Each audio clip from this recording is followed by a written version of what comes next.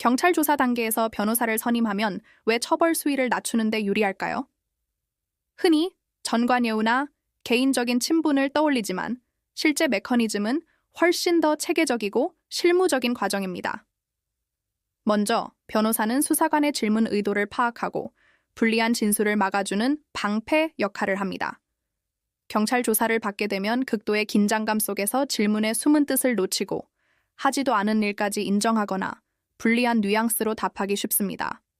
변호사는 옆에서 이 모든 과정을 통제하고 심지어 부당한 질문에는 이의를 제기하며 조사를 잠시 중단시킬 수도 있습니다. 이런 전략적인 개입이 혐의가 부풀려지는 것을 막는 첫 단추입니다. 다음으로 변호사는 사건을 객관적으로 분석해 경찰이 원하는 답과 우리가 제시해야 할 증거를 구분합니다. 단순히 억울함만 호소하는 것은 효과가 없습니다. 경찰이 어떤 증거를 찾고 있는지, 어떤 법리를 적용하려 하는지를 예측하고 그에 맞는 증거와 법리적 주장을 준비해야 합니다. 예를 들어 폭행 사건이라면 단순 폭행인지 특수 폭행인지에 따라 대응이 완전히 달라지죠. 이런 사건 맞춤형 설계는 경찰 조사 단계에서부터 미리 예상 쟁점과 여러 변수를 고려한 시나리오를 준비해야만 가능합니다.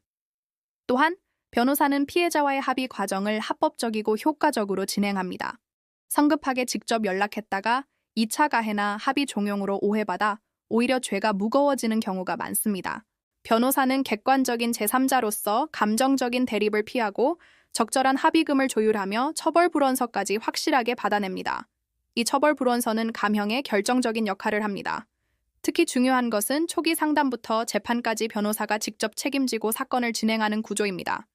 사건을 파악한 변호사가 직접 조사에 참여하고 서면을 작성하며 재판까지 가야 진짜 내 사건처럼 디테일한 부분까지 챙길 수 있습니다. 만약 형사사건으로 끝날 게 아니라 손해배상 같은 민사소송까지 이어진다면 처음부터 두 사건을 종합적으로 분석하고 대응 전략을 짜는 것이 중요합니다. 그래야 불필요한 비용과 시간을 줄일 수 있죠.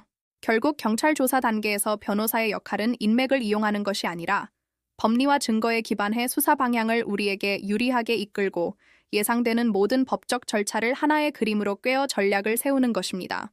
이런 방식으로 사건의 본질을 꿰뚫고 의뢰인의 현재뿐 아니라 미래의 위험까지 고려하며 사건을 진행하는 곳, 바로 법률사무소 아신입니다.